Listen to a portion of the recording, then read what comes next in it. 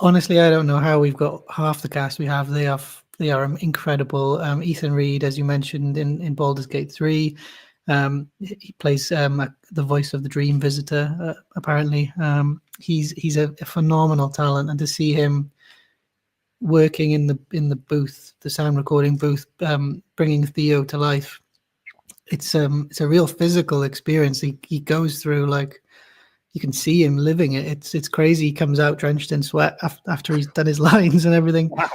And Iris, his AI counterpart, played by the wonderful Miss Lee Rose, a RADA trained actress. Wow. And part of a comedy duo called Ladylikes. I worked with her before in another audio drama, and when I wrote the voice of Iris, it was just, it had to be Miss Lee. And God, there's so many to mention. I mean, Alexander Broad plays our terrorist freedom fighter Alfie. He's in another very popular audio drama series, Red Valley. Oh yes.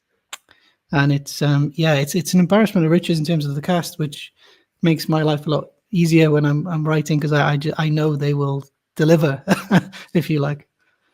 Now, with this as well, because of course you mentioned the final episode is coming out this Friday, which you can find on all usual platforms, whether it's Spotify, Apple Music, and all the other ones. Now, the big question for me is, will we see a season 2? Will we see a season 3? Because the fact that you have Theo's going from zero to hero, quite literally, in this whole setup, I'm interested to see what's going to happen next with any upturns in the crime syndicate, like in John Wick, for example. Will we see any more?